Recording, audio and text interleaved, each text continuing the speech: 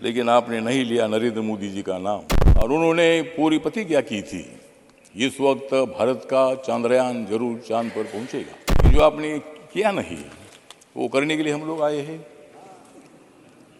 आप अगर करते थे तो हम नहीं आते थे, जनता हमको आने नहीं देती थी।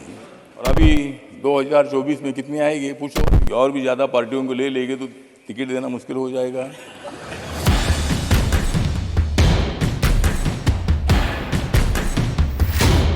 सभापति महोदय,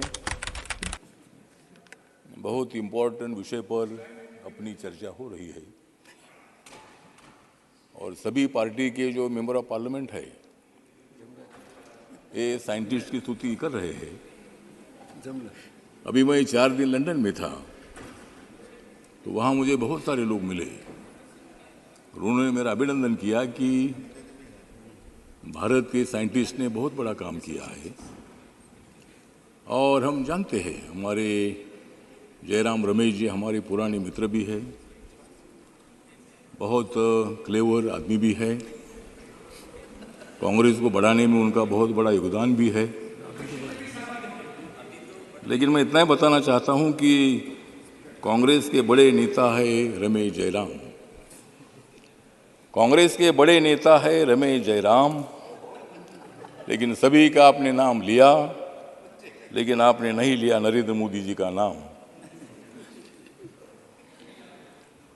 आज के बहुत ही सुंदर है शाम, आज के बहुत ही सुंदर है शाम, अब तो नरेंद्र मोदी जी को याद करो रमेश जयराम। हम जानते हैं कि इसमें पूरा साइंटिस्ट का हिस्सा है। आदरणीय जवाहरलाल नेहरू जी ने इसरो की स्थापना की है, ये पूरा इतिहास है। साइंटिस्ट ने बहुत बड़ी कोशिश की, लेकिन चंद्र पर चांद पर जाने की सफलता अपने को नहीं मिली थी। लेकिन आदरणीय नरेंद्र मोदी जी के नेतृत्व में जब अपना देश काम कर रहा है, तब जो चंद्रयान 2 था, तब हम सब लोग तो देख रहे थे एकदम चांद पर उतरते उतरते थोड़ी सी गलती से वो चंद्रयान वहां नहीं पहुंचा। लेकिन 1 साल बाद ही हमारे साइंटिस्ट ने बहुत बड़ी कोशिश की और उन्होंने पूरी प्रतिज्ञा की थी इस वक्त भारत का चंद्रयान जरूर चांद पर पहुंचेगा। और जब चंद्रयान 2 में हम सफल नहीं हुए थे तो माननीय नरेंद्र मोदी जी ने बेंगलोर में जाकर उनका अभिनंदन किया था। आप डरो मत, मैं आपके साथ हूं और चंद्रयान 3 की तैयारी करो। और चंद्रयान 3 अपना सफल हुआ है। जो भारत अभी पूरे देश दुनिया भर में भारत का नाम है, पहले भी नाम था लेकिन अभी और ज़्यादा बढ़ गया है।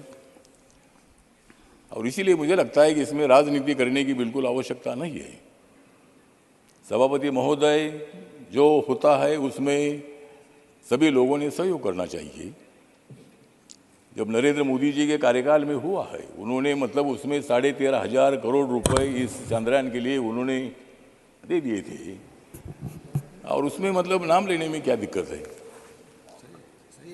रमेश जयराम तो आदरणीय नेता है और आपने मोदी साहब का नाम लिया नहीं। आप मत ले लो, आप नहीं लेते, लेकिन हम लोग ले लिए, जनता ले रही है। इसलिए ठीक बात है, वो बात नहीं है। लेकिन जयराम रमेश जी ने बहुत अच्छा इतिहास बताया, पूरा 1952 से लेकर अभी तक का इतिहास पूरा बताया। इसी तरह मतलब चंद्रयान में हम सफल हुए हैं। G20 की अध्यक्षता अपने को मिली है। डेवलपमेंट की दिशा से हम आगे बढ़ रहे हैं। सभापति महोदय हमसे नहीं बोलते कि भाई हमने पूरा क्या किया है, आप लोगों ने भी किया है। लेकिन जो आपने किया नहीं वो करने के लिए हम लोग आए हैं। आप अगर करते थे तो हम नहीं आते थे, जनता हमको आने नहीं देती थी। इसीलिए मतलब ठीक बात है, सत्ता जनता जो तय करती है उनको सत्ता मिलती है। भारतीय जनता पार्टी के 1982 में दो MP थे। अटल जी के टाइम पर 182 लोग चुनकर आए। नरेंद्र मोदी साहब के टाइम पर 2014 में 282 लोग चुनकर आए, 2019 में 303 लोग चुनकर आए, और अभी 2024 में कितने आएंगे पूछो रमेश जी? ठीक है, मतलब जो है वो तो 2024 में आप भी तैयारी करो। आप जितने लोगों को इकट्ठा करना उतना करो, तुम नेताओं को इकट्ठा करो, हम जनता को इकट्ठा कर रहे हैं। Thank you, thank you, thank you honourable minister, thank you. नहीं ठीक है ना, उनको भी अधिकार है, उनको सत्ता में आने का अधिकार है। आप 60 साल तक सत्ता में रहे, मैं भी आपके साथ रहा हूँ, तो इसीलिए मुझे लगता है कि लोकतंत्र में जिनको जनता उनके साथ जाती है उनको सत्ता मिलती है। आपने कई नेताओं को आपने एक साथ लाया है, हमको ज़्यादा नेताओं को साथ में लाने की जरूरी नहीं है, क्योंकि और भी ज़्यादा पार्टियों को ले लेंगे तो टिकट देना मुश्किल हो जाएगा। Thank you, thank you. नहीं ठीक है ना, मतलब ज़्यादा हमको पार्टियों की जरूरी नहीं है। हमारी ताकत है बीजेपी के साथ मेरी आरपीआई है, बाबा साहब अम्बेडकर जी की पार्टी है, गांव-गांव में मेरी पार्टी की शाखाएं है। मेरे पार्टी के कितनी एमपी है मत पूछो, लेकिन मेरे पार्टी का एक भी एमपी नहीं है। मैं लोकसभा में चुनकर आता था। मैंने 2014 में जब मैं मोदी साहब के साथ आया, तब अगर मैं आग्रह करता था कि मुझे लोकसभा में लड़ना है, मैं 3 बार लोकसभा में चुनकर आया था। चौथी बार मैं शिरडी से हारा था। तो मैंने सोचा कि और 5 साल के बाद क्षेत्र बदलना ठीक नहीं है, इसीलिए मैंने बीजेपी के पास मैंने राज्यसभा मांगी और बीजेपी ने मुझे राज्यसभा दी। नहीं तो मैं लोकसभा में आता था, लेकिन मैं राज्यसभा में आने के बावजूद भी माननीय नरेंद्र मोदी जी ने मुझे उनके मंत्रिमंडल में ले लिया है। Thank you.